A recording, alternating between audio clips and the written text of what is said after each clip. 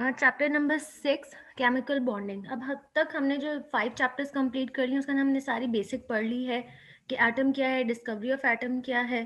फिर उसके बाद हमने उनकी फिजिकल स्टेट पढ़ ली है, सॉलिड लिक्विड गैसेस। फिर अब हम लोगों ने थोड़ा सा माइक्रोस्कोपिक लेवल पे कि electron, proton, neutron, fundamental particles भी स्टडी कर ली। ठीक है, अब एटम का भी पता है, उनके फंडामेंटल पार्टिकल्स भी हम स्टडी कर चुके हैं। अब वो किस तरह से इन्वॉल्व होते हैं केमिकल बॉन्डिंग में, ये केमिकल बॉन्डिंग क्या होती है, उसके बारे में ये पूरा डिटेल से आप लोगों का चैप्टर है।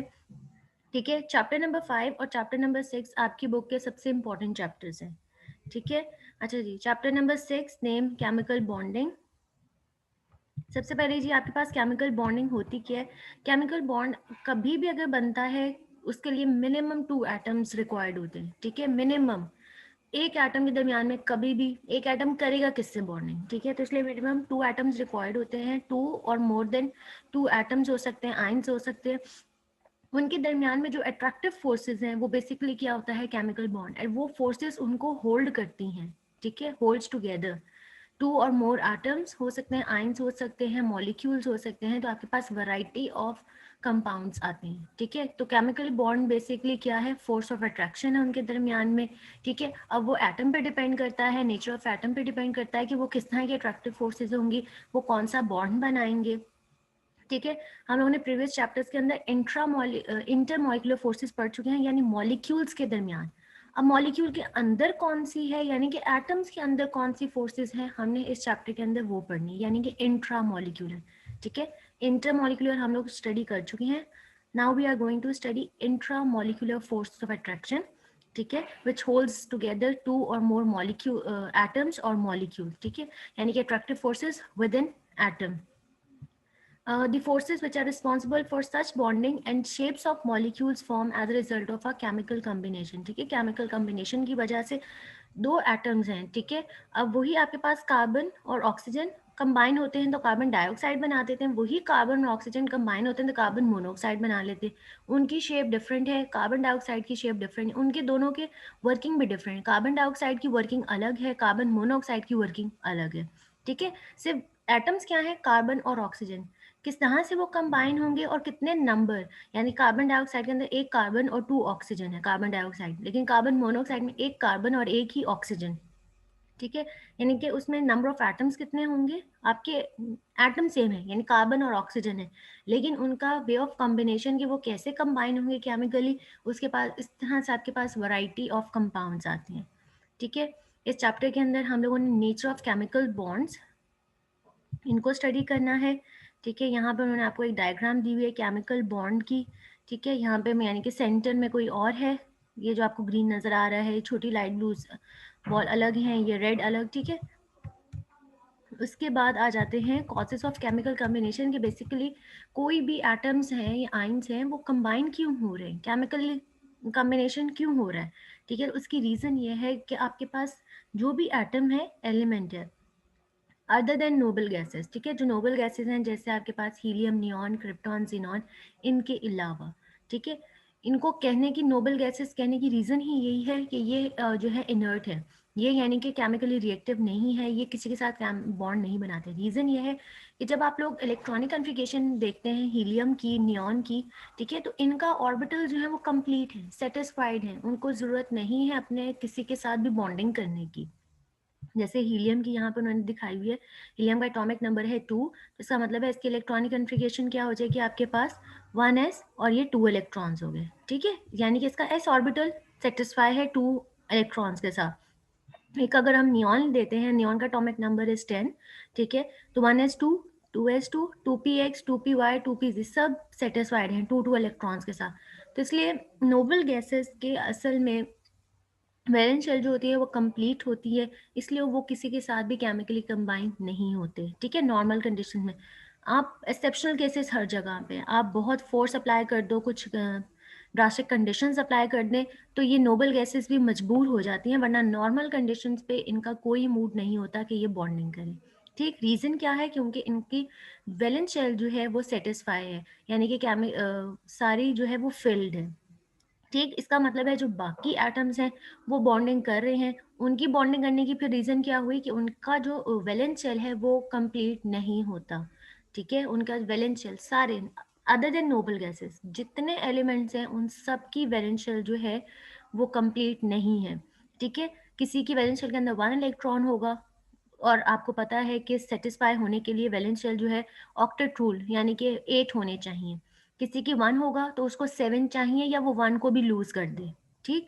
या ऐसे होता है 7 है तो 1 वो गेन कर ले, यानी कि वो अदर देन नोबल गैसेस आपके जितने भी एलिमेंट्स हैं वो सारे ही उनकी वैलेंस शेल जो है वो कंप्लीट नहीं है। इस वजह से वो सारे केमिकली रिएक्टिव हैं, ठीक है। केमिकली रिएक्टिव होने की इसका मतलब उनकी हाई एनर्जी होती है, वो अनस्टेबल होते हैं।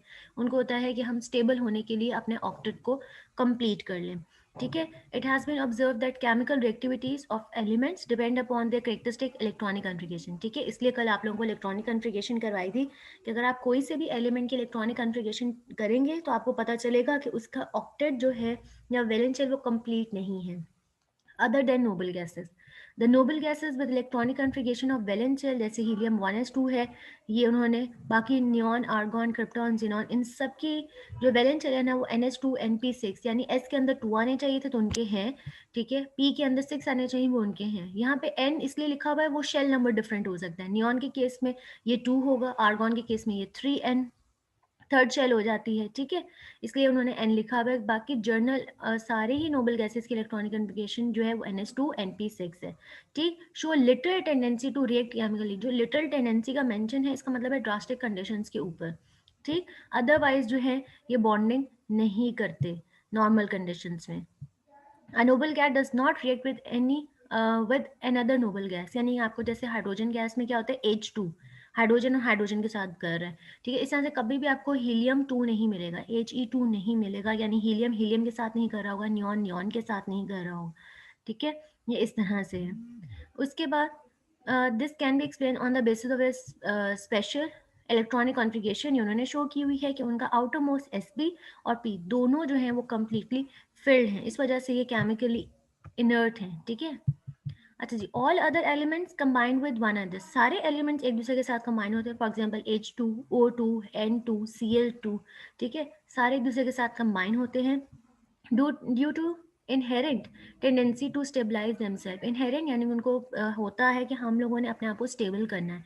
सारे एलिमेंट्स की कोशिश होती है हम अपने आप को स्टेबल करें। अब वो स्टेबलाइजेशन कैसे मिलती है? They get this stabilization by losing, gaining और शेयरिंग इलेक्ट्रॉन्स, ठीक है। ये 3 वेज हैं। कुछ जिनकी वैलेंस शेल के अंदर 1 इलेक्ट्रॉन होगा वो क्या करेंगे, लूज कर देंगे। जिसकी वैलेंस शेल के अंदर 7 इलेक्ट्रॉन्स होगा वो 1 गेन कर लेगा, ठीक है। जिसकी इलेक्ट्रॉनिक जिस तरह कार्बन है उनकी वैलेंस शेल में 4 इलेक्ट्रॉन्स हैं तो वो क्या करेगा ना, लूज करता है ना गेन करेगा, वो शेयरिंग कर लेगा, ठीक है। To attain the nearest noble gas, हर एक एलिमेंट की कोशिश होती है अपने आप को स्टेबल करने की कि उसकी जो इलेक्ट्रॉनिक कॉन्फ़िगरेशन है उसके नियरेस्ट जो नोबल गैस है उसकी तरह की हो जाए। अब वो उस तरह की लाने के लिए वो लूज करेगा, गेन करेगा, शेयर करेगा, ठीक है। The tendency of atoms to attain a maximum of 8 electron in the valence shell is known as octet rule, ठीक है। तो ऑक्टेट रूल बेसिकली क्या है कि हर एटम एलिमेंट की कोशिश होती है कि वो अपने आप को स्टेबल करे, और कितना स्टेबल करना है कि उसकी वैलेंस शेल के अंदर मैक्सिमम 8 इलेक्ट्रॉन्स आ जाए, ठीक। उसके बाद उन्होंने कहा है कि फ्यू एग्जांपल्स उन्होंने आपको टेबल 6.1 के अंदर दिखाई हैं, ठीक है। हम टेबल 6.1 एक दफ़ा देख लेते हैं। ये टेबल 6.1, ठीक है। अब इसमें क्या है, जैसे लिथियम, ये इन सब के एटॉमिक नंबर मेंशन किए, 3 है, 12 है, 9 है, 16 है, ठीक है।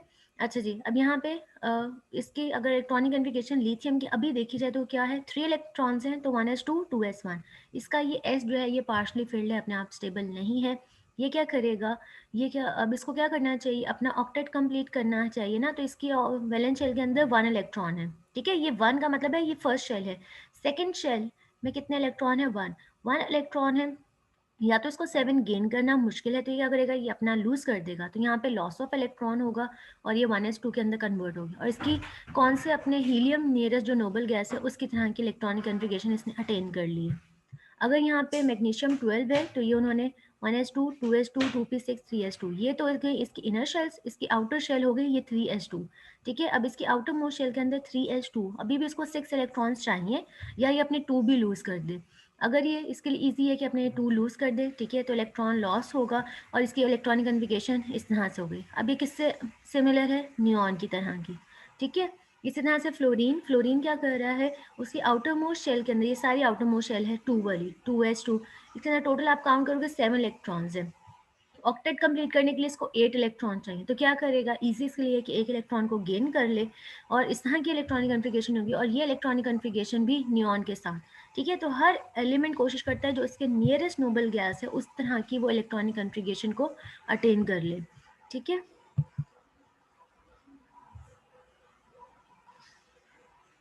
अच्छा जी, इन सर्टेन केसेस, कुछ एक केसेस ऐसे भी हैं कि वो टेंडेंसी टू लूज और gain electrons have been observe, यानी कि हर एलिमेंट की, कुछ एलिमेंट्स ऐसे हैं कि उनकी टेंडेंसी है कि वो लूज भी कर सकते हैं और वो गेन भी कर सकते हैं electron, but the system will go by the conditions in which chemical combinations take place. For example in chemical combination between sodium and hydrogen, अगर सोडियम और हाइड्रोजन ने फॉर्म करना है, सोडियम हाइड्राइड बन रहा है, तो इसमें क्या करेगा, हाइड्रोजन एटम, अब हाइड्रोजन के पास जो एक इलेक्ट्रॉन है उसको अपना बेसिकली वो ऑक्टेट कंप्लीट नहीं कर सकता, उसकी टेंडेंसी है कि वो अपना डुप्लेट कंप्लीट करता है। अब वो एक इलेक्ट्रॉन है, या तो एक इलेक्ट्रॉन लूज भी कर सकता है तब भी उसका कंप्लीट हो जाएगा,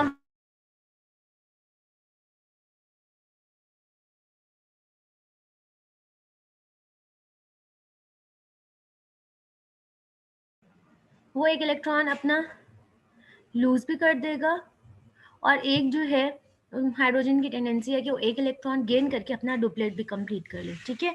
तो अब अगर वो सोडियम हाइड्राइड बना रहा है उस केस में क्या कर रहा है, हाइड्रोजन अपना एटम जो है वो गेन कर रहा है, ठीक है। लेकिन अगर वो hydrogen fluoric acid, hydrofluoric acid बना रहा है, अब यहाँ पे हाइड्रोजन जो है वो अपना हाइड्रोजन डोनेट कर रहा है, ठीक है।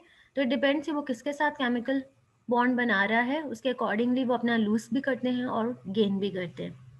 Any how the octet rule could not be made universal, ठीक है, ये यूनिवर्सल नहीं है, मोस्टली ऐसा होता है कि जो एटम्स हैं वो अपना ऑक्टेट को या डुप्लेट को कंप्लीट करते हैं, लेकिन ये यूनिवर्सल नहीं है, ठीक है। कुछ एक्सेप्शनल केसेस भी हैं, जैसे कि as the formation of compounds, अगर बी PF5 या SF6 या BCl3, ठीक है, ये केमिकल बॉन्ड बनाते हैं, उसके बावजूद भी इनका जो ऑक्टेट है वो कंप्लीट नहीं हो रहा था, तो कुछ एक्सेप्शनल केसेस में, लेकिन मोस्टली यही होता है कि जो भी बॉन्ड्स बनते हैं उसके अंदर ऑक्टेट रूल को ही फॉलो किया जाता है, ठीक है। ये उन्होंने कुछ एग्जांपल्स आपको दी हुई हैं, ये टेबल हो गया।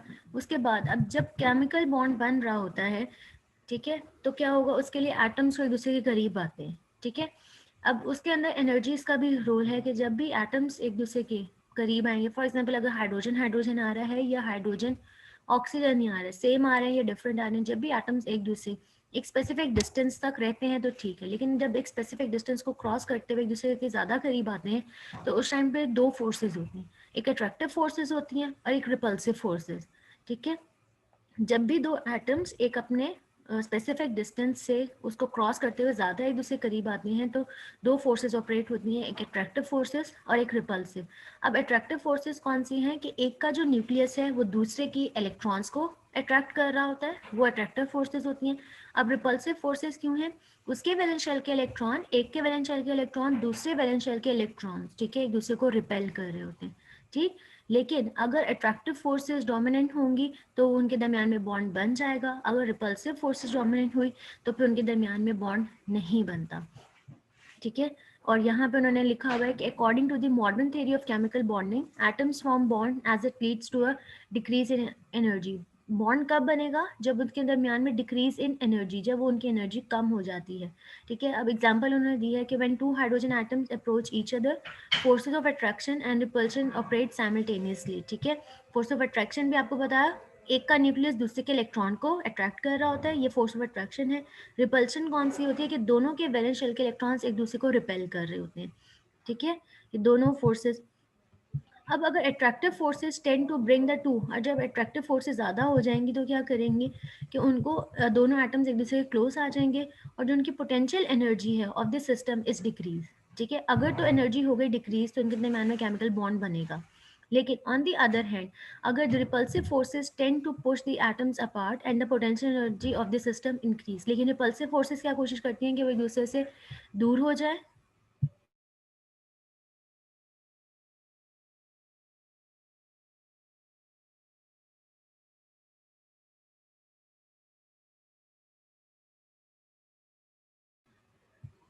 जो रिपल्सिव फोर्सेस हैं वो कोशिश करती हैं कि एक दूसरे से एटम दूर रहें, अगर जितने दूर जाते जाएंगे उतनी एनर्जी जो है वो इंक्रीज होती जाएगी, ठीक है। तो बॉन्ड कब बना है, जब अट्रैक्टिव फोर्सेस ज़्यादा होंगी, एनर्जी सिस्टम की कम होगी, ठीक है। It has been found that magnitude of potential energy for attractive forces is more than for the repulsive forces, ठीक है। Potential energy decreases has the two hydrogen atoms come close each other, ठीक है। यहाँ पे उन्होंने आपको potential energy curve दिया हुआ है हाइड्रोजन एटम के लिए, ठीक है। तो यहाँ पे उन्होंने उनकी पोटेंशियल एनर्जी शो कर रहे हैं, यहाँ पे इंटरमोलिकुलर फोर्सेस उनकी, ठीक, या दो हाइड्रोजन एटम है, ये इनका डिस्टेंस था, ठीक है। जैसे जैसे एक दूसरे के करीब आते जा रहे हैं तो इनकी एनर्जी क्या होती जा रही है सिस्टम की, ये कम होती जा रही है, ठीक है। जैसे जैसे एक दूसरे के करीब आते जा रहे हैं तो इनकी एनर्जी क्या हो रही है सिस्टम की, डिक्रीज होती जा रही है, energy lowering due to bond formation, और इनके दरमियान में बॉन्ड बन जाएगा, ठीक है। लेकिन अगर हम ये वहाँ यहाँ से स्टार्ट करें तो क्या होगा कि एक दूसरे से दूर जाते जा रहे हैं, ठीक है। ऐसे आप अपवर्ड मूव करें तो एक दूसरे से दूर जाते जा रहे हैं, इसका मतलब है energy increase due to repulsion between the nuclei, और क्या होगा, ये बॉन्ड ब्रेक हो जाएगा, ठीक है। जब भी बॉन्ड तभी बॉन्ड बनता है जब energy of the system decreases, ठीक है। और अगर एनर्जी इंक्रीज करेगी तो बॉन्ड ब्रेकेज होता है, ठीक।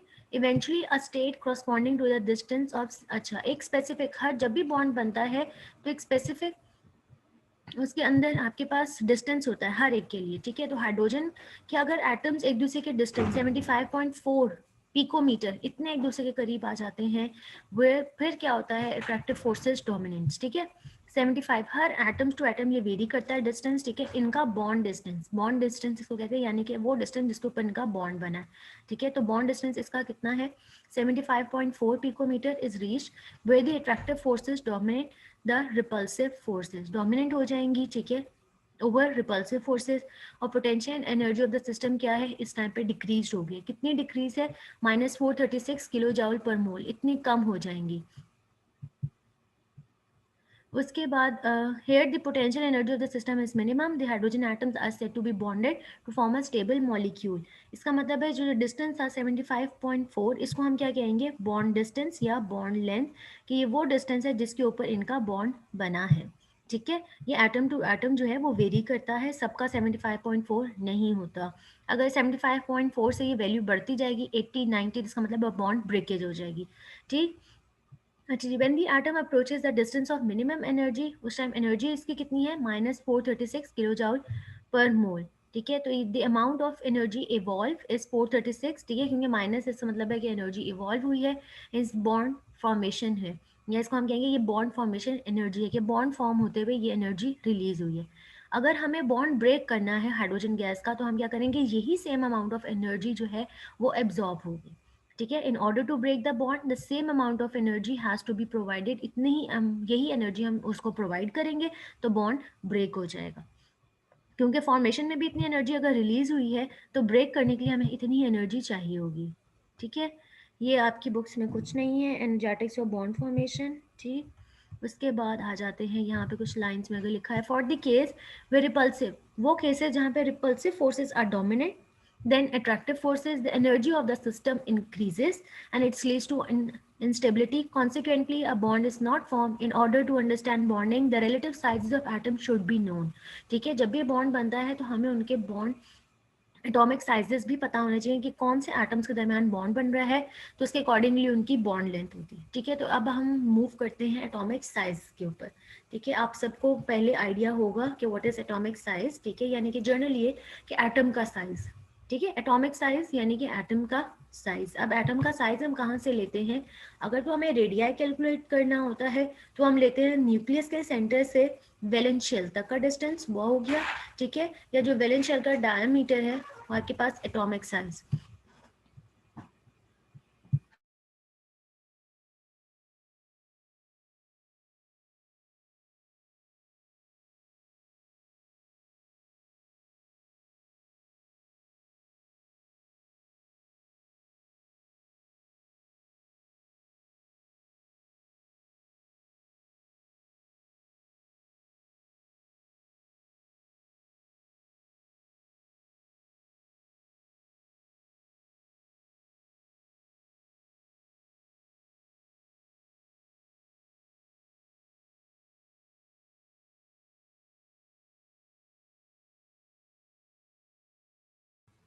अच्छा जी, अब एटॉमिक रेडियाई, आयनिक रेडियाई और कोवलेंट रेडियाई।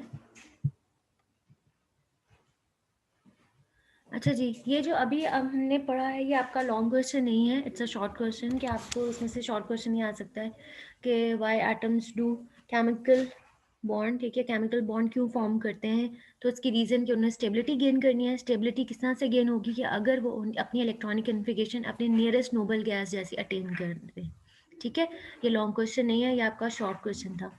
अब एटॉमिक साइजेस के अंदर अब एटम अगर न्यूट्रल एटम है तो उसका एटॉमिक रेडियाई होगा, अगर वो लूज कर रहा है या गेन कर रहा है इलेक्ट्रॉन्स तो उसका आयनिक रेडियाई होगा, आइंस बन रहे हैं। अगर वो किसी के साथ कोवलेंट बॉन्ड बना रहा है तो उस टाइम पे उसका जो आप रेडियाई लेते हो वो उसका कोवलेंट रेडियाई होगा, ठीक है। The size of an atom is very important because many physical and chemical properties are related to it. Atoms are assume to be spherical, ठीक है, हम ये एज्यूम करते हैं कि जो एटम है वो स्फेरिकल है यानी कि राउंड है। That is why we report various types of radii, इसलिए हम ये हमने सपोज किया हुआ है, एज्यूम किया हुआ है कि एटम जो है वो सर्कुलर है, इस वजह से हम उसका रेडियाई लेते हैं, ठीक है, ताकि हम उसे हमारे पास उसका साइज आ जाए। For this reason, the size of atoms are expressed in terms of atomic radii, ionic and covalent, depending upon the type of compound used for its measurement. ये depend करता है compound पे कि हम वो compound ionic bond बनाया हुआ था, ionic compound था तो हम उसका ionic radii लेंगे, अगर वो covalent bonded था तो मतलब उसका हम covalent radii लेंगे, अगर वो neutral atom है तो उसका atomic radii, ठीक है जी। उसके बाद the atomic radius means the average, atomic radius क्या होता है, atomic radius means average distance between the nucleus of the atom and its outermost electronic shell। outermost electronic shell यानी कि वैलेंस शेल, न्यूक्लियस से लेकर, ठीक है, न्यूक्लियस के सेंटर, न्यूक्लियस के सेंटर से आउटर मोस्ट शेल यानी कि वैलेंस शेल का जो डिस्टेंस है वो आपके पास आ जाएगा एटॉमिक रेडियस। अभी एटम है, ठीक है, इसने कोई बॉन्डिंग नहीं की हुई, ठीक। The radius of an atom can not be determined precisely due to the following reason. हम एटम का जो डायमीटर रेडियस है प्रिसाइसली यानी एग्जैक्ट नहीं बता सकते, ठीक है। रीज़न वही यही कि हम लोगों ने लास्ट टाइम जो ऑर्बिटल, कि हमारे पास कोई शेल या ऑर्बिटल जो है हम उसको यही कहा था प्रॉबिलिटी है कि फाइंडिंग ऑफ इलेक्ट्रॉन 95% चांसेस है, इसीलिए उसके जो रेडियाई है उसके अंदर भी हम लोग अनसर्टेनिटी है, ठीक है, कि there is no sharp boundary of an atom, ठीक है, क्योंकि probability of finding electron never becomes exactly zero even at large distance from the nucleus. वो कहते हैं कि बहुत ज़्यादा डिस्टेंस भी हो जाए न्यूक्लियस से तब भी आप ये ज़ीरो नहीं कह सकते, प्रॉबिलिटी कम हो सकती है लेकिन आप एग्जैक्टली ज़ीरो नहीं कह सकते कि यहाँ पे जी इलेक्ट्रॉन नहीं होगा, ठीक। एक ये रीजन इंपॉर्टेंट है अगेन आपके शॉर्ट क्वेश्चन के लिए कि हम प्रिसाइजली क्यों नहीं बता सकते रेडियस, तो एक रीजन ये है कि कोई शार्प बाउंड्री नहीं है, ठीक। Second, the electronic probability distribution is affected by neighbouring atom. वो कहते हैं एक एटम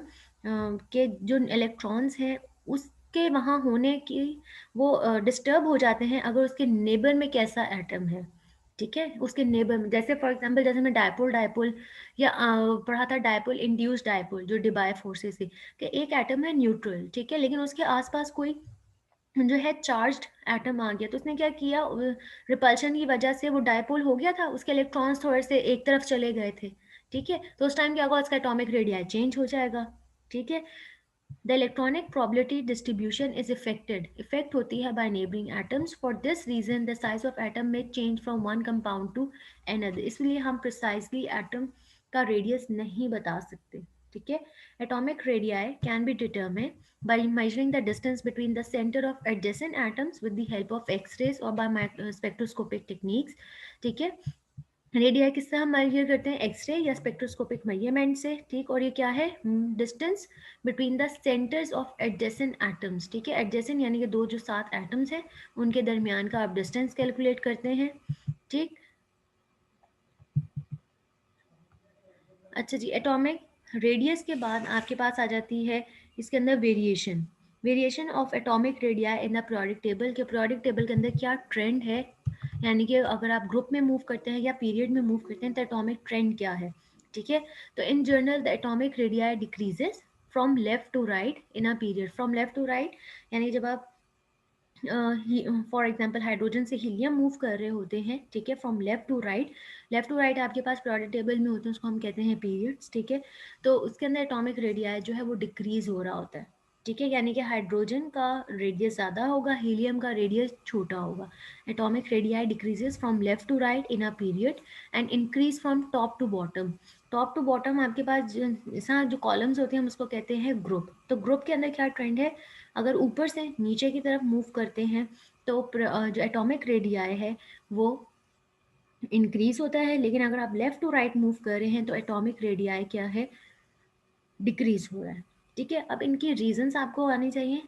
अब ये जो हम टॉपिक्स पढ़ रहे हैं इन सब में आपने क्या करना है, एटॉमिक रेडिया की डेफिनेशन पता होनी चाहिए आपको, और ट्रेंड पता होना चाहिए। ठीक है, कि ग्रुप में क्या ट्रेंड है या पीरियड में क्या ट्रेंड है। ठीक है, और रीजन। ठीक है, अब ट्रेंड मैंने आपको बता दिया कि लेफ्ट टू राइट जो है वो डिक्रीज हो रहा है। अब उसकी रीजन क्या है, the decreasing trend in a period is due to increase in nuclear charge। ठीक है, from left to right atomic radii क्यों डिक्रीज हो रहा था, क्योंकि न्यूक्लियर चार्ज बढ़ रहा था। न्यूक्लियर चार्ज क्या होता है, न्यूक्लियस के ऊपर चार्ज, क्योंकि न्यूक्लियस के अंदर क्या है, प्रोटॉन का नंबर बढ़ता जा रहा है। हाइड्रोजन के पास एक प्रोटॉन है, हीलियम के पास 2 प्रोटॉन्स हैं। ठीक है, तो क्या हुआ है, न्यूक्लियर चार्ज यानी कि न्यूक्लियस के ऊपर चार्ज बढ़ गया है। ठीक है, लेफ्ट टू राइट मूव होने से इससे क्या हुआ, न्यूक्लियस स्ट्रांग होता जा रहा है। अब न्यूक्लियस जब स्ट्रांग हो गया है तो जो इलेक्ट्रॉन्स हैं बाहर उनको अपनी तरफ ज़्यादा अट्रैक्ट करता है। तो अट्रैक्ट करता है तो इलेक्ट्रॉन्स उसके करीब आते हैं तो उनका रेडियाई क्या होता है, कम होता जाएगा। ठीक है, फ्रॉम लेफ्ट टू राइट। ठीक है, एटॉमिक रेडियाई डिक्रीज होने की रीज़न क्या है, कि न्यूक्लियर चार्ज जो है वो इंक्रीज हो जाता है। ठीक है, न्यूक्लियर चार्ज इंक्रीज होता है। न्यूक्लियर चार्ज इंक्रीज होने से क्या करेगा, the pull on the electron is increase and the size of atom decreases. ठीक है, इस वजह से, और more over the shielding effect remains the same from left to right in a period. Shielding effect क्या होता है, प्रोटेक्ट करना। ठीक है, तो इसके अंदर शील्डिंग इफेक्ट, अगर आप लेफ्ट टू राइट मूव कर रहे हो तो शील्डिंग इफेक्ट का कोई रोल नहीं है। न्यूक्लियर चार्ज की वजह से एटॉमिक रेडियाई जो है वो डिक्रीज होता है। ठीक, उसके बाद the increase in atomic radii, increase in atomic radii in a group में क्यों इंक्रीज हो रहा है, अब यहाँ पे रीजन क्या है कि number of shells and the screening effect या जिसको शील्डिंग इफेक्ट कहते हैं वो इंक्रीज होता जा रहा है। ठीक है, क्योंकि जब आप from top to bottom move करते हैं तो क्या है, शेल नंबर इंक्रीज होता जाता है। जो बेसिकली पीरियड का नंबर होता है ना, 1 2 3 4, ये आपको नंबर ऑफ शेल्स के बारे में बताती हैं। ठीक है, तो हाइड्रोजन फर्स्ट पीरियड से बिलोंग करता है, इसकी 1 शेल है। लिथियम सेकेंड से बिलोंग करता है तो उसकी 2 शेल्स हैं। ठीक है, तो शेल्स बढ़ती जाती हैं, इस वजह से क्या होता है कि उसका साइज बढ़ता जाएगा। The decrease of atomic radii is very prominent in second period but less in higher periods।